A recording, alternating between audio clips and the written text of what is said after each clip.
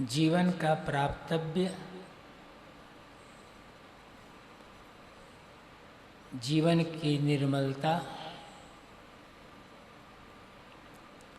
और ध्यान,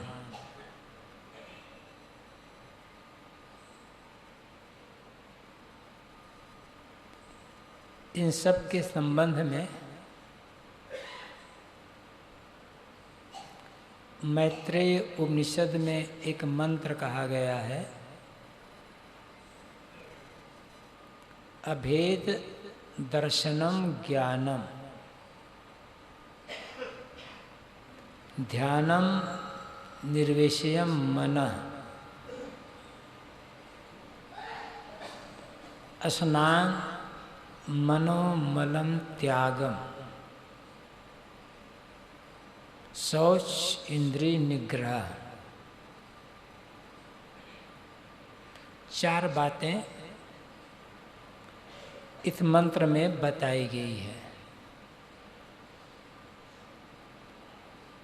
पहली बात है कि ज्ञान क्या है।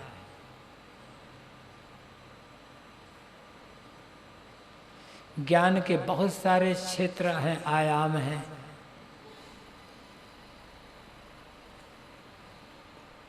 लेकिन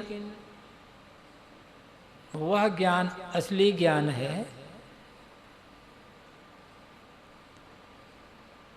जिसे पा जाने पर सारा भटकाव दूर हो जाता है, भ्रम संदेह दूर हो जाते हैं।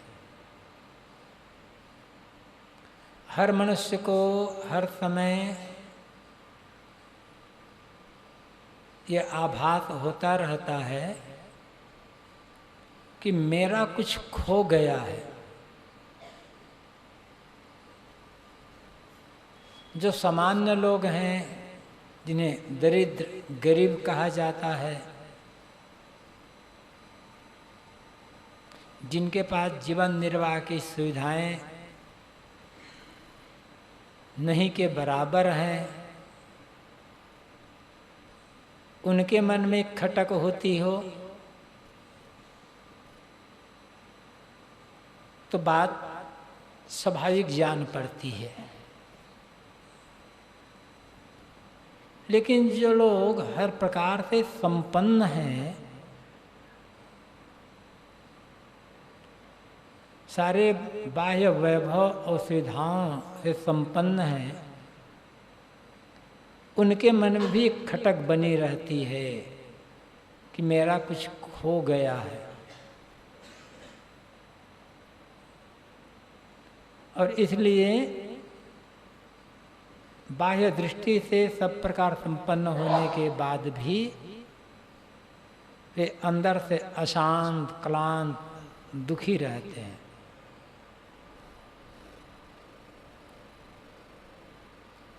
क्यों? सच्चे ज्ञान के अभाव में। ज्ञान जो भटकाव को दूर करे और तृप्ति दे दे। तो यहाँ कहा गया है अभेद दर्शनम ज्ञानम। अभेद दर्शन हो जाना ज्ञान है। अभेद भेदभाव रहित।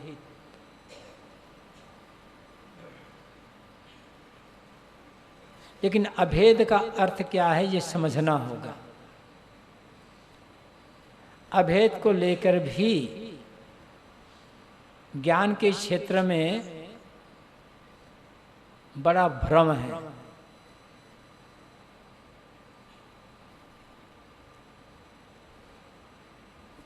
दर्शन के क्षेत्र में जड़ और चेतन, आत्मा और अनात्म, दोनों में कोई भेद न मानना, दोनों को अलग अलग न मानना, किंतु एक मान लेना। कहा गया कि परम उच्च ज्ञान है। लेकिन ये ज्ञान नहीं है, ज्ञान के नाम पर भटकाव है। जड़ और चेतन दोनों एक कैसे हो सकते हैं?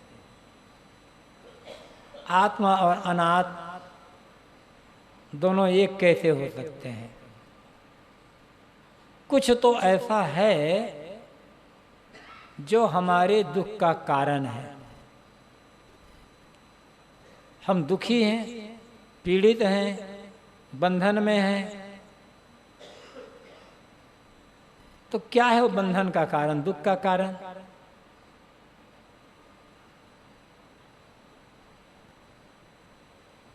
किसी का मौलिक स्वरूप उसके लिए दुख का कारण नहीं हो सकता। दुख का कारण बनता है बाहर की पकड़। दुख का कारण है अनात्म वस्तुओं के लिए मोह।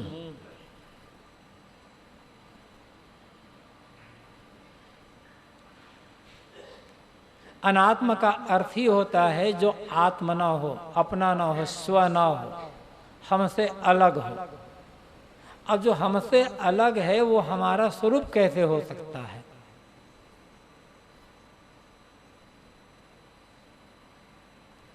लेकिन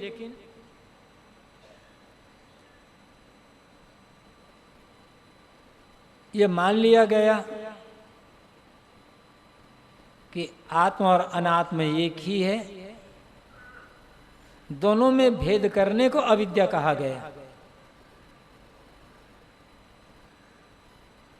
जबकि योग दर्शन की दृष्टि में कहे तब दोनों को अभेद मानना अविद्या है। अनित्या शुचि दुखानात्मस नित्य शुचि सुखात्म ख्यातिर अविद्या। अनित्य में नित्य बुद्धि होना, अशुचि अपवित्र में पवित्र बुद्धि होना, दुख में सुख बुद्धि होना और अनात्मा में आत्म बुद्धि होना, यही योग दर्शन की दृष्टि में अविद्या है। लेकिन आत्मा और अनात्म, जड़ और चेतन, दोनों को तात्विक रूप से एक मान लेना वेदांत दर्शन की दृष्टि में परम ज्ञान माना गया है। अद्वैत, लेकिन ये ज्ञान नहीं है, अज्ञान है। वेदांत दर्शन भी प्रारंभ में जड़ और चेतन की अलग अलग व्याख्या करता है, आत्मा अनात्म की अलग अलग व्याख्या करता है, और ये कहता है कि अनात्म का चिंतन, अनात्म का मोह दुख का कारण है। स्वामी शंकराचार्य विवेक चूड़ामणि में कहते हैं, अनात्म चिंतनम त्यक्त्वा कस्मलम दुख कारणम चिंतमात्मानंद रूपम यन मुक्ति कारणम। अनात्म चिंतन करना छोड़ो, अनात्म का चिंतन दुख और मूर्छा का कारण है, विकार का कारण है। शरीर अनात्म,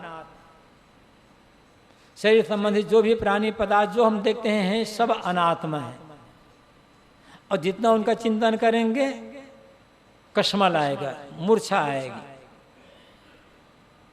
विकार बढ़ेंगे, मोह बढ़ेगा। इसलिए स्वामी जी कहते हैं अनात्मा का चिंतन मत करो, अनात्मा का प्रयोग कर लो, बस आत्मा का चिंतन करो जो नित्य आनंद स्वरूप है और मुक्ति का कारण है। तो वेदांत दर्शन भी प्रारंभ में आत्मा और अनात्मा की अलग अलग व्याख्या करता है, लेकिन जब दोनों का अलग अलग व्याख्या कर लेता है तब अंत में कह देता है कि जड़ और चेतन, आत्मा और अनात्मा अलग अलग नहीं है, दोनों एक ही है।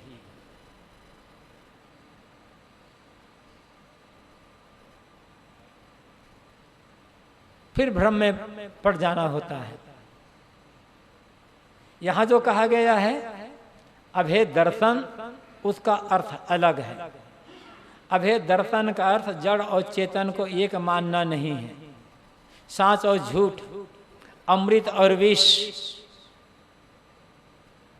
बंध और मोक्ष को एक मानना नहीं है, किंतु अभेद का अर्थ है मेरा प्राप्तव्य, मेरा लक्ष्य, मेरा परमात्मा मुझसे अलग नहीं है, यह ज्ञान होना। यदि मेरा परमात्मा, मेरा मोक्ष मुझसे अलग है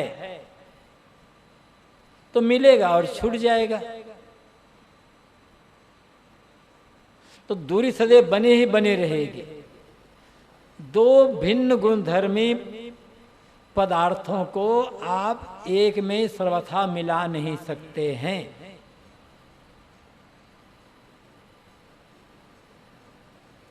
और दो मौलिक अखंड पदार्थ, निर्विकार पदार्थ को एक में सर्वथा मिला नहीं सकते हैं। अलग की वस्तु अलग ही रह जाएगी।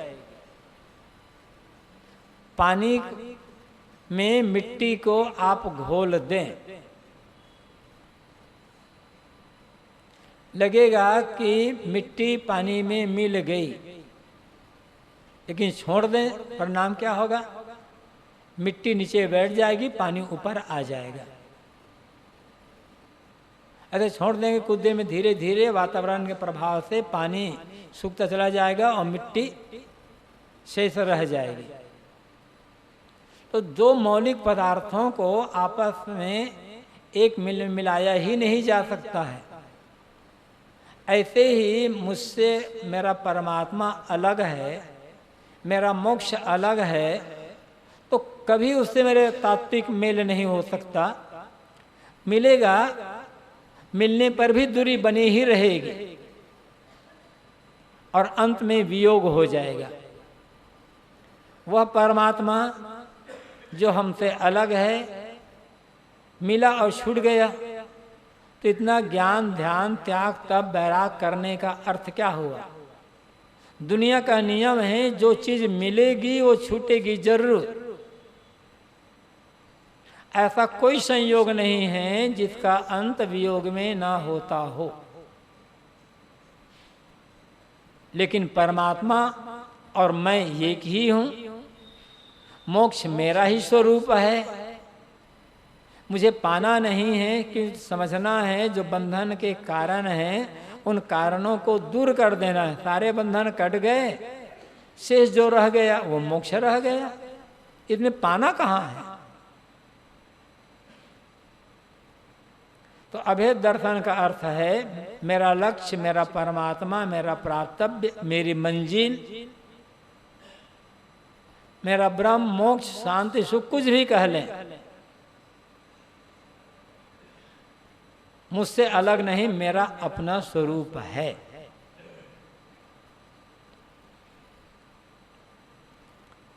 हम मान करके बंधन बना लिए, दुख बना लिए, मानना छोड़ दे, बंधनों को काटते चले जा, सारे बंधन कट जाएंगे। शेष जो रह जाएगा वो परमात्मा होगा।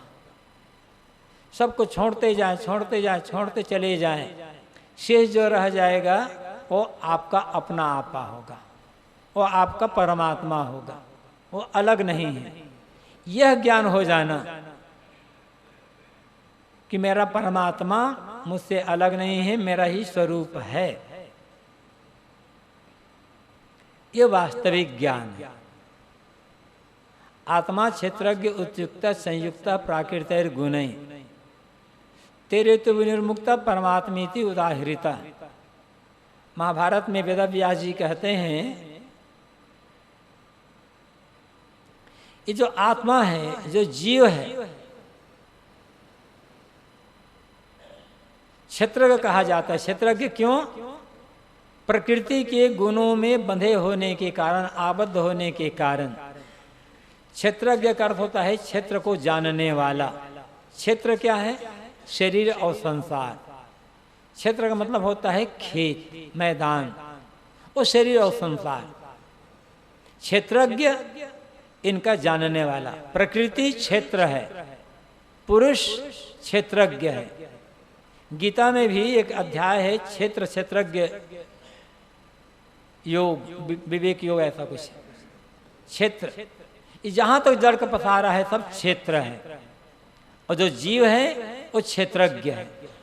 कब तक क्षेत्रज्ञ है?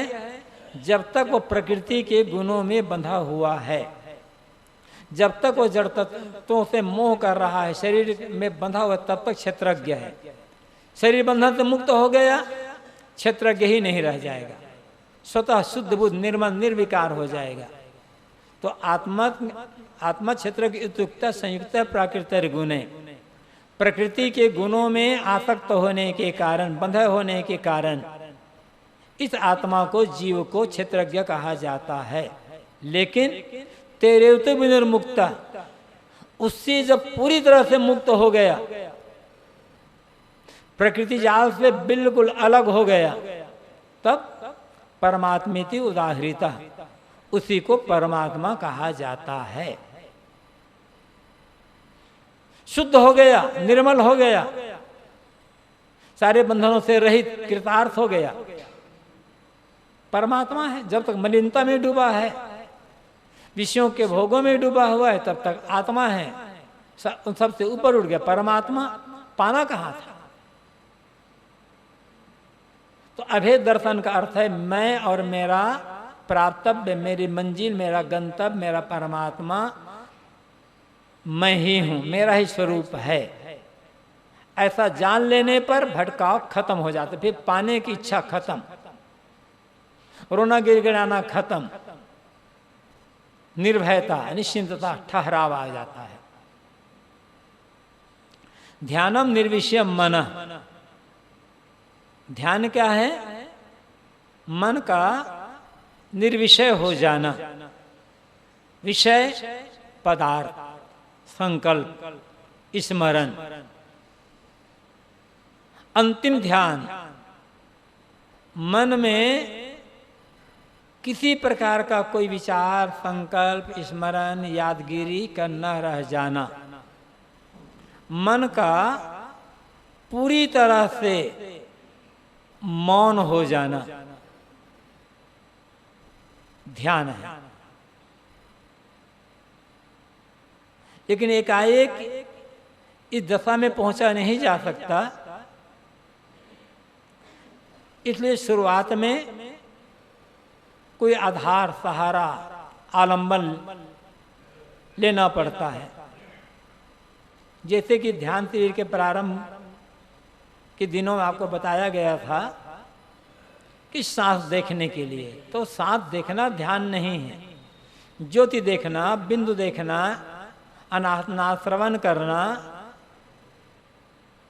गुरु या अपने इष्ट के चित्र को देखना एक खूंटा है, एक आलंबन है, शुरुआत है, वो ध्यान नहीं है। ध्यान की भूमिका बनाने के लिए कहा जाता है। इसके पश्चात कहा गया आपको विचारों को देखना, वह भी ध्यान नहीं है। और ऊपर उठ जाना तो है, क्योंकि जब तक आप विचारों को देख रहे हैं तब तक आप दृष्टा हैं, सीयर, विटनेस हैं, क्योंकि आप जान रहे हैं वहां पर कि ये विचार आ रहे हैं, जा रहे हैं, विचार अलग है, मैं अलग हूं। इसे आप ध्यान कहना चाहें तो कह सकते हैं सविकल्प ध्यान। योग दर्शन की भाषा में कहें तो कहेंगे संप्रज्ञात समाधि। संप्रज्ञात का अर्थ होता है अच्छी तरह से जाना हुआ। बाहरी विषय को तो नहीं जान रहे हैं हम, बाहरी विषय का ख्याल छोड़ दिए हैं, लेकिन विचारों को तो जान रहे हैं कि ये विचार आ रहे हैं, मैं देख रहा हूं, विचार अलग है, मैं अलग हूं। ये भी समाधि है, ध्यान है, लेकिन अंतिम ध्यान नहीं है। अंतिम ध्यान क्या है? सदगुरु कबीर की भाषा में कहें तो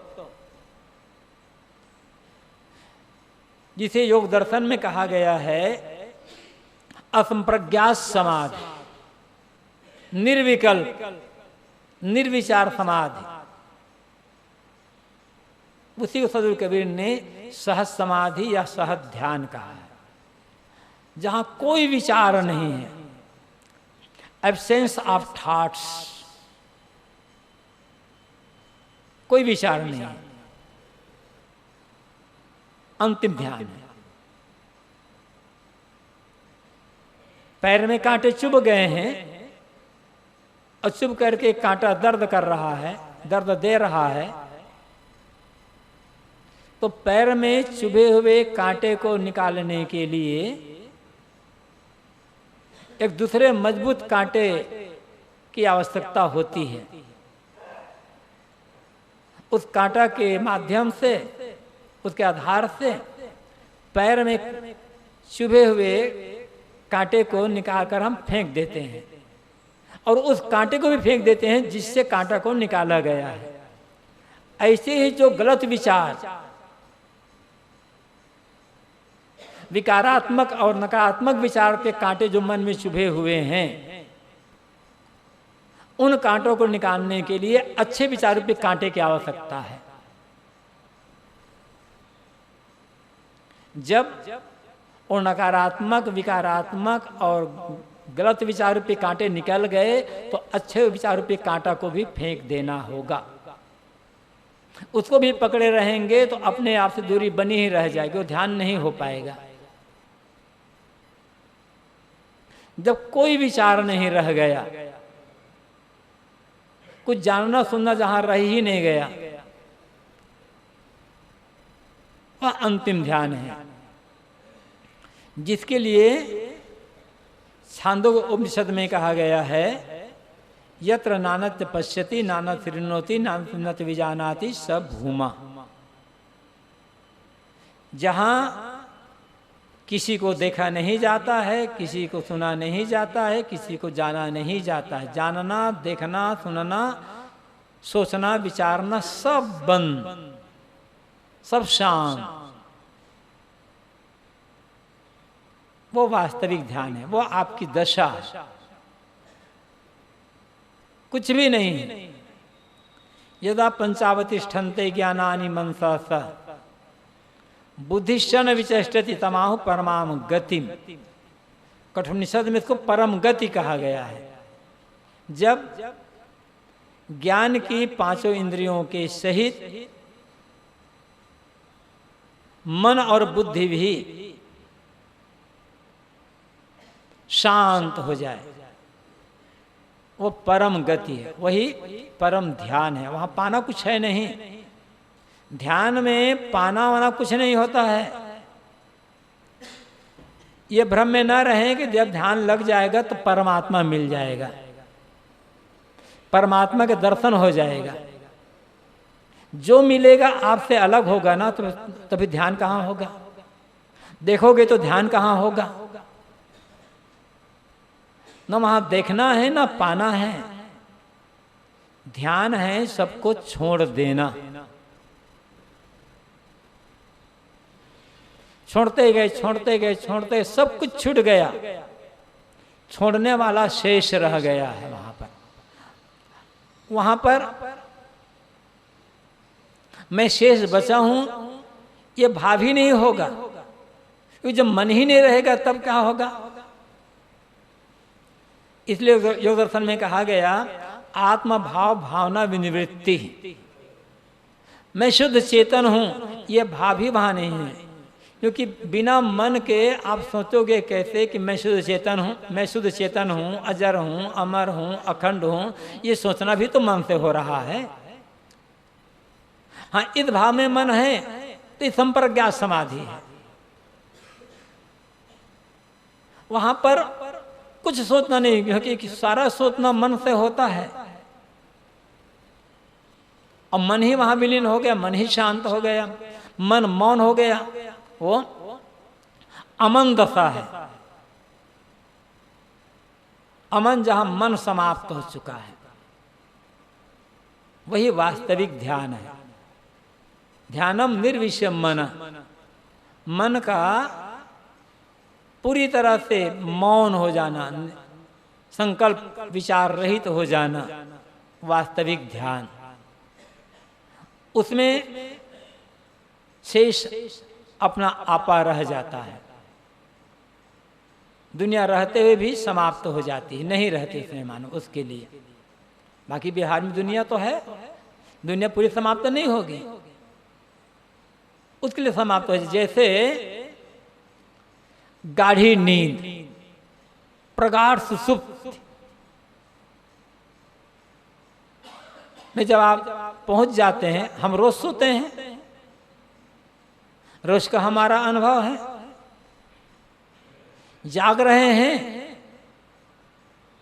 तो दुनिया को देख रहे हैं, इंद्रियों का व्यवहार हो रहा है, प्राणी पदार्थों का संगम है, और इनके विचार मन में चलता रहता है, ये अच्छा है, ये बुरा है, ये अपना है, पराया है, ये करना है, नहीं करना है।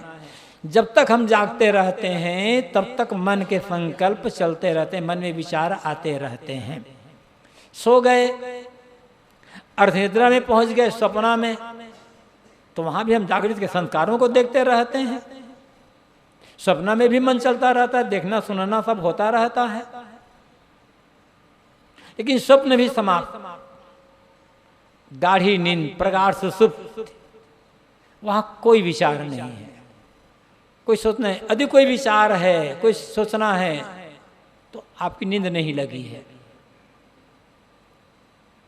जब तक सोच रहे हैं तब तक नींद नहीं लगती है। इतना याद रखें, जब तक आप सोचते रहोगे, कोई कुछ भी सोचते रहोगे, नींद नहीं लगेगी। और ठीक इसी प्रकार जब तक आप कुछ सोचते रहेंगे तब तक ध्यान नहीं लगेगा। जब सोचना पूरा का पूरा बंद हो जाता है तब नींद लगती है। अब जब सोचना पूरा का पूरा बंद हो जाता है जागृति में, तब ध्यान लगता है। ध्यान और नींद की प्रक्रिया दोनों प्रक्रिया एक जैसी है। तो प्रगाढ़ निद्रा में, प्रगाढ़ सुसुप्ति में शरीर का भी पता नहीं है, मैं कहाँ सोया हूं ये भी पता नहीं है। तब जब शरीर का पता नहीं है तो दुनिया का पता कहाँ रहता है? दुनिया अपनी जगह पर तो है, लेकिन हमें मालूम नहीं रहती, दुनिया का कुछ पता रहता नहीं है। ऐसे ही जागते जागते मन से जब सारे के सारे विचार खारिज हो गए, तब ध्यान लग गया। लग क्या गया? ध्यान हो गया। वो ध्यान की अवस्था है। उस समय क्या रहेगा? बस अपना आपा। प्रगाढ़ सुषुप्ति में गए, सब भूल गया, से शांत। क्या रहता है? शांत। मैं शांत हूं, उस समय भी पता नहीं रहता। जिस समय आप सो रहते हैं, आपकी गाढ़ी नींद लगी रहती है, क्या आपको पता रहता है कि मैं शांत सो रहा हूं? शांत सो रहा हूं यदि पता है तो सो कहाँ रहे हो आप? जाग रहे हो तब कह रहे हो कि मैं शांत सो रहा हूं। सो नहीं रहे हो, जाग रहे हो। गाढ़ी नींद में जो शांति मिलती है, शांति की अनुभूति होती है, जागने के बाद हम कहते हैं भैया आज ऐसा सोया कि कुछ नहीं जाना। वो जागने के बाद कहते हैं, जागते जागते अनुभव नहीं होता है। ऐसे ही मेरा ध्यान लग गया है, ये ध्यान में पता नहीं चलेगा। यदि ये पता चल रहा है कि मेरा ध्यान लग गया है, तो भी ध्यान लगा नहीं है पूरा, क्योंकि मन वहां उपस्थित है। ध्यान से बाहर आने के पश्चात पता चलेगा कि मेरा मन एकदम मौन हो गया था, ध्यान लग गया था। उसमें क्या रहेगा? अपना आपा, शेष, शांत, निर्विकल्प, निर्द्वंद, शुद्ध बुद्ध। तो ध्यानम निर्विषयम मन। वास्तविक ध्यान क्या है? मन का पूरी तरह से मौन, संकल्प रहित हो जाना, विचार रहित हो जाना।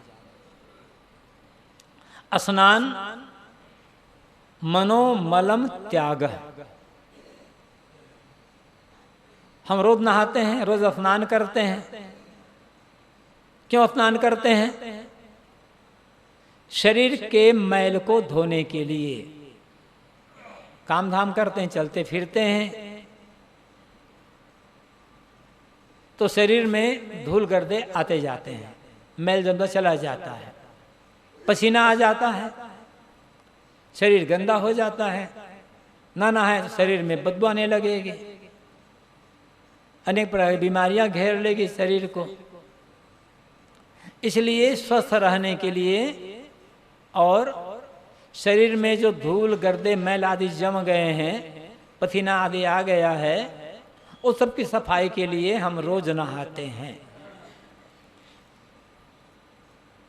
ये तो शरीर का स्नान है। लेकिन क्या इस स्नान से पूरी पवित्रता आएगी? पूरी निर्मलता आ जाएगी? जैसे शरीर का स्नान हो रहा है ऐसे ही मन का स्नान। मन के मैल को धोना वह वास्तविक स्नान है। नहाने बैठे शरीर पर साबुन लगा ले, नहीं भी लगा लिए, रगड़ रगड़ करके धो रहे हैं। और आजकल तो कितने साधन हैं। कपड़ा से हम रगड़ते हैं, आज तो प्लास्टिक की आ गया, ब्रश से रगड़ते हैं। तमाम साधन बना लिए गए हैं शरीर के मैल को दूर करने के लिए। क्या ऐसे ही मन के जो मैल है उसको दूर करने के लिए रगड़ने का काम करते हैं कभी? जब नहाने बैठें और शरीर को रगड़ें, उस समय मन को भी रगड़ते जाएं। जैसे मैं शरीर के मैल को रगड़ कर धो रहा हूं, ऐसे ही अपने मन के मैल को रगड़ता धोता हूं या नहीं धोता हूं? उस समय ख्याल होता है या नहीं होता है? नहाते समय अपने मन के मैल को भी धोने के लिए प्रयास करते रहें। अब वो धोने के लिए बाहर का साबुन पानी नहीं लगेगा, विचारों द्वारा। जैसे शरीर की गंदगी मुझे पसंद नहीं है, ऐसे ही मुझे मन की गंदगी को पसंद नहीं करना है, उसे दूर कर देना है। शरीर को हम साफ सुथरा बनाते हैं और मन को गंदा। क्यों शरीर का श्रृंगार किया जाता है? अच्छा दिखाने के लिए। एक गंदगी है मन में कि लोग मुझे अच्छा जाने, देहाभिमान की गंदगी है मन में। और देहाभिमान की गंदगी जितनी ज्यादा रहेगी, शरीर का श्रृंगार उतना ज्यादा किया जाएगा। देहाभिमान ही मिट गया, सबसे बड़ा मैल, सबसे बड़ी गंदगी देहाभिमान। अब वो गंदगी दूर हो गई है, श्रृंगार की भावना ही कहीं नहीं है, आवश्यकता ही श्रृंगार की। लेकिन मैं शरीर हूं, ये भाव मन में जमा रहता है और इसी भाव को लेकर शरीर का श्रृंगार अनेक पता नहीं कैसे कैसे श्रृंगार किए जाते हैं। और उससे क्या होता है? अहंकार की पुष्टि। और जो अन्य लोग देखेंगे उनके मन में विकारी भावना। फायदा कुछ नहीं है शरीर श्रृंगार से। लेकिन आजकल शरीर श्रृंगार के लिए क्या क्या उपाय किए जा रहे हैं। तो बात यहां यह है, स्नान मनोमलम त्याग। वास्तविक स्नान है मन के मैल का त्याग। शरीर गंदा हो, हमारे कल्याण में कोई भी बाधा नहीं आएगी। और मन गंदा है तब बाधा ही बाधा है। कहीं चले जाएं, कहीं चले जाएं, कल्याण की आशा करना ही बेकार है। साहब ने कहा है, हम पर व्यंग भी किया है, पानी ले ले साबुन ले ले, मलमल काया धोए, अंतर घट का दाग न छूटे, निर्मल कैसे होए, साहेब तेरा भेद न जाने कोई। साहब कहते हैं तुम पानी ले ले करके, साबुन ले ले करके, मल मल करके, रगड़ रगड़ करके काया को धो रहे हो, लेकिन जब तक तुम्हारे अंतर्घट का दाग नहीं दूर होगा, मैल दूर नहीं होगा, तुम्हारा जीवन कभी निर्मल हो नहीं सकता है। लेकिन मेरे मन में मैल है, मेरा मन गंदा है, ये हम स्वीकार भी कहां कर पाते हैं। किसी को कह दो, कोई हो, चाहे हम हो चाहे आप हो, किसी को कह दो भाई तुम्हारा मन गंदा है, इसे धो लो, वो दुखी हो जाएगा, कहेगा कि आदमी मेरा बैरी है, मुझे निकलते दिखाना चाहता है, वो दुखी हो जाएगा, शत्रुता मान लेगा, बोलना बंद कर देगा। किसी को ये कह दो भाई तुम्हारे कपड़े में दाग लग गया है, कीचड़ लग गया है, धो दो, वो नाखुश नहीं होगा, लेकिन ये कह दो कि तुम्हारे मन में गंदगी है, तुम्हारे मन में दाग लगा, जीवन में दाग लगा, धो लो, तो नाखुश हो जाएगा। स्वीकार करने की तैयार ही नहीं होता है मन, इसीलिए जीवन भर हमारा मन गंदा का गंदा बना रह जाता है और जीवन भर अशांत हम बने रह जाते हैं।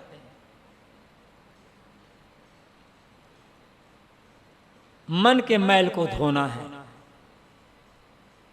सद्विचारों द्वारा, सदकर्मों द्वारा।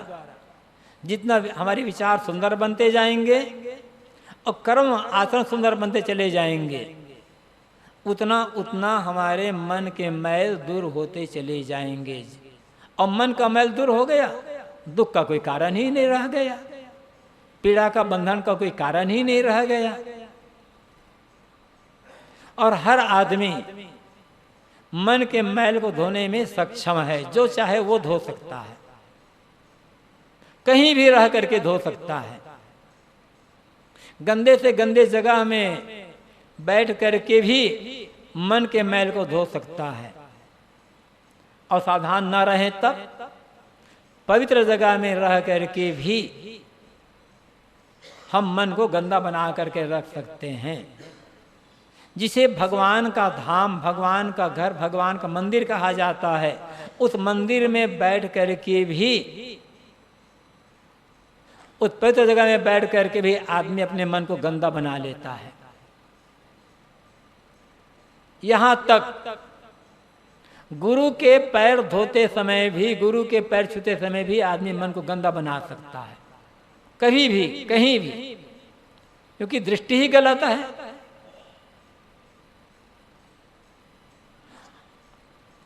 तो हम सावधान न रहेंगे तो पवित्र जगह में रहकर भी हम मन को गंदा बना लेते हैं। और सावधान है तब कूड़े के ढेर में रह करके भी मन को निर्मल बनाया जा सकता है। जीवन मुक्त पुरुष, साधना संपन्न पुरुष, उसका शरीर यदि कचरे के ढेर में भी छूटता है तो उसकी मुक्ति में कोई बाधा नहीं है।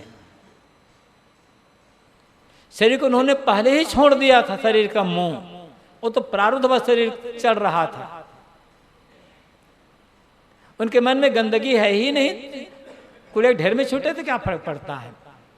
और मन गंदा है तो गंगा के बीच में भी छूटे, मंदिर में भी छूटे तो कोई लाभ होने वाला नहीं है। गंगा क्या करेगी, मंदिर क्या करेगा, मन ही गंदा है तब। और मन निर्मल है तब कहीं भी शरीर छूट जाए कोई अंतर नहीं। इसलिए साहब ने कहा था, क्या काशी क्या मगहर उसर जो पे राम हृदय बसे मोर। यदि मेरे हृदय में राम का निवास है, आत्मिक स्थिति है, मेरा मन निर्मल है, तो क्या काशी और क्या मगहर और क्या ऊसर जमीन और क्या कूड़े का ढेर। जिन्होंने राम को पा लिया है, जो राम में लीन हो गया है, मगहर क्या करेगा, कूड़े का ढेर क्या करेगा। ससमय मोह मुक्त। और जिसका मन राम में लीन नहीं, दुनिया में लीन है, वासना में लीन है, उसका शरीर चाहे मंदिर में छूटे, चाहे काशी में छूटे, चाहे गंगा में छूटे, उसे तो नरक में जाना ही जाना है। कोई भी हो, चाहे हम हो चाहे आप हो। इसमें साधु गृहस्थ स्त्री पुरुष का भेदभाव नहीं है। स्नान मलोमलन त्याग। स्नान क्या है, मन के मैल का त्याग। निरंतर सद्विचार द्वारा और सत्कर्मों द्वारा अपने मन के मैल को धोते रहना है। मन के मैल धुल गए, बस बेड़ा पार। मन संगत कठौती में गंगा। ये तो कहावत है, यदि मन चंगा है तो कठौती में गंगा है। लेकिन आदमी का मन इतना गंदा, हर बात का दुरुपयोग, हर बात का दुरुपयोग। कहने वाले ने तो ये कहा, भाई यदि हमारा मन निर्मल है तो कठौता का पानी भी हमारे लिए गंगा का पानी है, लेकिन हम दुरुपयोग करते हैं। हमारा मन तो गंदा है, विकारों में डूबा है। सत्संग से, साधना से हम दूर रहना चाहते हैं, संतों के पास जाना नहीं चाहते। किसी ने कहा अरे भाई चलो वहाँ पर देखो संत आए हुए हैं, सत्संग हो रहा है, ज्ञान चर्चा चलिए। अरे भैया मन कहेंगे ठोती में गंगा, यही मन किसी को तो वहाँ जाने की क्या जरूरत। वहाँ भी हम दुरुपयोग कर लेते हैं। हम मान लेते हैं अरे हमारा मन तो संगा ही है, वहाँ जाए या ना जाना है। ये बेईमानी है, मन की गंदगी है। अपने मन की चालाकी को समझना सरल नहीं है। कब मन कहाँ ले जाकर पटक देगा कुछ कहा नहीं जा सकता है। इसलिए निरंतर जागरूकता की और सावधानी की आवश्यकता है। तो मन का मैल धो लेना, मन को निर्मल बना लेना, यह वास्तविक स्नान। और इसी स्नान से ही कल्याण। यज्ञ होता है तो यज्ञ के अंत में स्नान किया जाता है, यज्ञांत स्नान। उसे कहा जाता है अवभृत। अवभृत मतलब यज्ञ के अंत में होने वाला स्नान।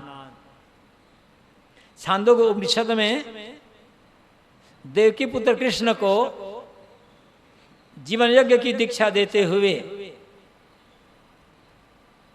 जीवन यज्ञ घोरांगिरस ने मौत को अवभृत कहा है। मौत जीवन की समाप्ति है, तो मौत को अवभृत कहा है। और घोर आंगिरस ने श्री कृष्ण से कहा है, कृष्ण अंतिम बेला में मृत्यु के समय 3 बातों के स्मरण करना। सो अंत वेलायाम एतत् त्रयम् प्रतिपत्तेत अक्षितम असि अच्युतम असि प्राण संस्थितम मसि। मैं अच्युत हूं। अच्युत कहते हैं जिसका पतन ना हो। च्युत मतलब गिर जाना, पतन हो जाना। और अच्युत जो न पतित हो, न गिरे, न डिगे। मैं अच्युत हूं, मेरा पतन नहीं हो सकता, मैं कहीं गिर नहीं सकता। मैं अक्षत हूं। अक्षत, छत कहते हैं नाशवान को। अक्षत जो अविनाशी हो। अक्षितम असि, मैं अक्षत हूं, अविनाशी हूं। प्राण संस्थितम असि, मैं प्राण से भी सूक्ष्म हूं। मैं अच्युत हूं, अक्षत हूं और प्राण से भी सूक्ष्म हूं। ये भाव अंतिम बेला में स्मरण करना घोर आंगिरस ने श्री कृष्ण को कहा है। और हम लोगों के लिए भी यही उपदेश है। लेकिन ये अंतिम बेला में ये भाव मन में कब आएगा? जब जीते जी इसके लिए प्रयत्न होगा। जीते जी जब तक शरीर में ताकत है, बल है, सावधानी है, तब तक तो मोह माया है, राग रंग है, द्वेष है, कला है, कल्पना है, विषय वासना के भाव है। तो अंतिम में क्या है, कैसे आएगा? वही आएगा फिर। कोटि कोटि मुनि जतन कराही, अंत राम कही आवत नाही। अंत में राम कहना बड़ा मुश्किल है। पहले से जीते जी जब राम का अभ्यास होगा तब राम कहना होगा। जीते जी जब आत्मज्ञान होगा, मन ऊपर उठा होगा दुनियादारी से, तब यह भाव अंतिम समय में आएगा कि मैं अच्युत हूँ, अविनाशी हूँ और प्राण से तेज हूँ। अब ये कब होगा? जब मन निर्मल रहेगा। इसलिए हर समय अपने मन की गंदगी को दूर करने के लिए हमें प्रयत्नवान होने की आवश्यकता है। शौच इंद्रिय निग्रह, शौच पवित्रता, निर्मलता, सफाई। वो क्या है? इंद्रियों पर संयम। इंद्रियों की लंपटता ही सबसे बड़ी मलिनता है, सबसे बड़ी गंदगी है। बाहर सफाई स्वच्छता पर ध्यान रखें हर जगह सफाई स्वच्छता पर ध्यान रखें, चाहे आप घर में रहें, चाहे ऑफिस में रहें, चाहे कारखाना में रहें, चाहे कहीं रहें। ट्रेन में बस में भी यात्रा कर रहे हों तो ध्यान रखें कि अपनी ओर से ट्रेन और बस में भी हम गंदगी ना फैलाएं। यदि गंदगी हो तो यथासंभव उन्हें दूर करने का प्रयास करें। ये तो हमारा भारत देश, यहाँ जो भी है सब भगवान के भगत हैं, भगवान के पुजारी हैं, लेकिन ट्रेन में यात्रा करेंगे, मूंगफली खाएंगे तो सब साइकिल को वहीं छोड़ कर रह देंगे। अरे मूंगफली तो क्या पता नहीं क्या क्या छोड़ देते हैं। चाय वाला आता बेचने के लिए, चाय पी ले, कप वहीं डाल देंगे, बगल हाथ निकाल कर खिड़की से बाहर भी नहीं फेंकना है कहे उस गिलास को। आखिर सरकार क्या काम करेगी?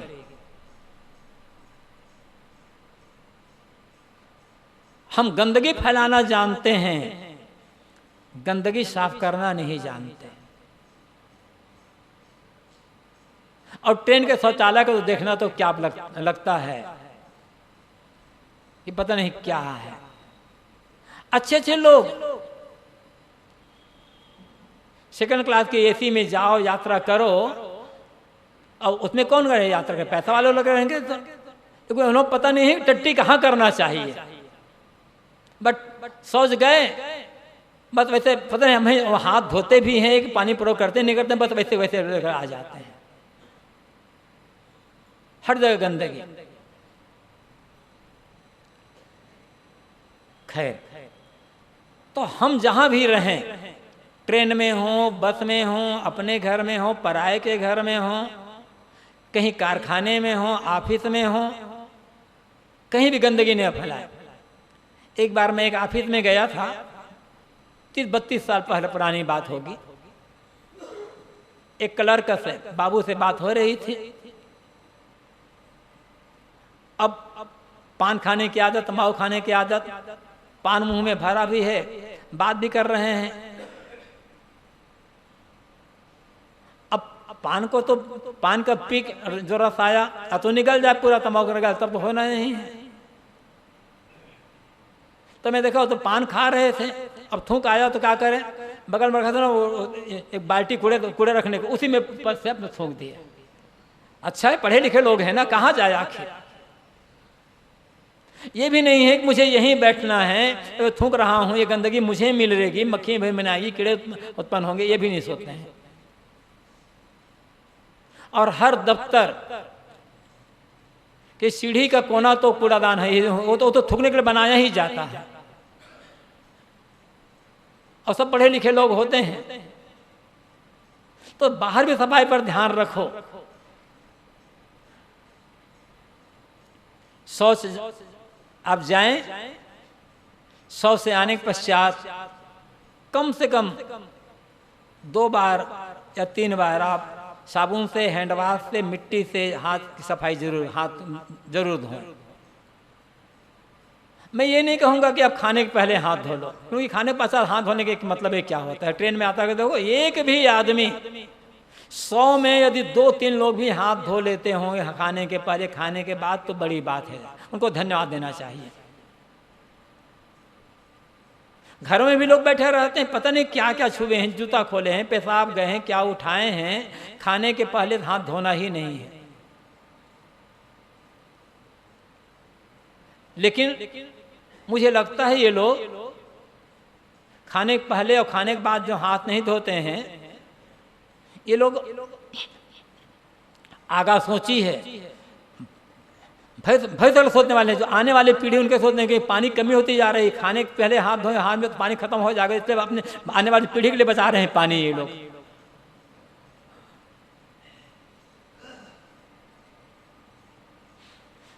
डॉक्टर बराबर कह रहे हैं कि शौच के बाद और खाने के पहले हाथ धो।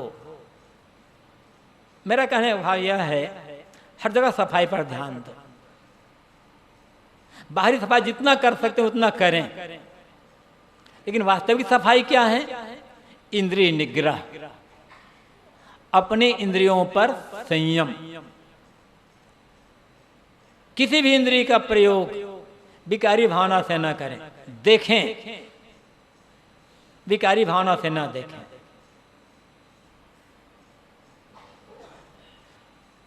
जितनी नारियां हैं दृष्टि जाए तो माँ बहन पुत्री की दृष्टि से देखो, जितने पुरुष हैं पति का अलावा सबको पिता पुत्र भाई की दृष्टि से देखो। सुंदर से सुंदर नर नारी को देख करके मन में विकारी भावना ना आए, समझिए आपके जीवन में पवित्रता है, निर्मलता है। इस दिन मैंने कहा था ना कि हिंदू परंपरा में जितनी भी देवियां हैं, लक्ष्मी हैं, सरस्वती है, पार्वती है, दुर्गा है, रमा है, सीता है या अन्य हैं, सबके सब सुंदर से सुंदर बनाए गए हैं, चाहे गायत्री का चित्र हो चाहे जो भी हो। और युवती सारे बुढ़ापा में किसी देवी का चित्र नहीं मिलेगा, सारे देव चित्र युवती और सुंदर से सुंदर श्रृंगार किया हुआ। जब आप किसी भी देवी का चित्र सामने रख कर पूजा करते हो, चाहे वो दुर्गा हो, गायत्री हो, लक्ष्मी हो, पार्वती हो, सरस्वती हो, तो उस समय आपके मन में कोई मलिनता, कोई विकार नहीं आता है। इसी प्रकार सुंदर से सुंदर युवती को देख करके मन में कोई विकार ना आए तो समझना मेरी देवी पूजा सार्थक हो गई। ये पवित्रता है। ऐसे युवती, ऐसे ही नारियों के लिए है, सारे देवता सुंदर बनाए गए हैं, पुरुष, उनको देख करके मन में विकार ना आए। सुने, विकारी बात ना सुने, सही बात सुने। तो मतलब यह है आंख, नाक, कान, जीभ, त्वचा, ये 5 ज्ञानेंद्रिय हमारे पास हैं। इन पर संयम कर लेना, इनकी विकारी भावना, विकारी क्रिया का त्याग कर देना, ये वास्तविक पवित्रता है, जीवन की शुचिता है। और ये जब पवित्रता आ जाएगी, इंद्रियों की पवित्रता, तो कोई मानसिक बीमारी नहीं होने वाली है। सारी मानसिक बीमारियों से हम बच जाएंगे। अब मानसिक बीमारी ही नहीं है तो दुख का कोई कारण ही नहीं है। तो जैसे हम बाहर सफाई रखते हैं, ऐसे ही आंतरिक सफाई, इंद्रिय निग्रह, इंद्रियों पर संयम, इस पर भी बराबर ध्यान दें। जब ये इंद्रिय संयम हो जाएगा, सारा क्लेश मिट जाएगा। तो इस श्लोक में 4 बातें हैं। पहली बात यह है कि हमारा जो प्राप्तव्य है, हमारा लक्ष्य, वो हमसे अलग नहीं है, हमारा अपना ही स्वरूप, हमारा अपना आपा है। ये सच्चा ज्ञान, ध्यान है मन का पूरी तरह से मौन, निर्विचार हो जाना, अमन हो जाना मन का। स्नान है मन की गंदगी, मन के मैल का त्याग, वो ज्ञान, सद्विचार, सत्कर्मों द्वारा होगा। और पवित्रता है इंद्रियों पर संयम। जितना इंद्रिय संयम होगा, मन का मैल उतना दूर होता जाएगा। और मन का मैल जब दूर होगा तब सही ध्यान लगेगा। और जब सही ध्यान लगेगा तब हम अपनी मंजिल तक पहुंच जाएंगे। हमारा जो प्राप्तव्य है, अपना आपा स्वरूप, वो सहज भाव से मिल जाएगा। एक श्लोक सारी बातें जीवन के लिए इसमें बता दी गई हैं। हमें समझना है, समझ करके मनन करना है और आचरण करना है। अहम शुद्ध चैतन्य ज्ञान स्वरूपम अजराहम अमराहम अखंडम अनूपम। अहम शुद्ध चैतन्य ज्ञान स्वरूपम अजराहम अमराहम अखंडम अनूपम। अहम शुद्ध चैतन्य ज्ञान स्वरूपम अजराहम अमराहम अखंडम अनूपम। अहम शुद्ध चैतन्य ज्ञान स्वरूपम अजराहम अमराहम अखंडम अनूपम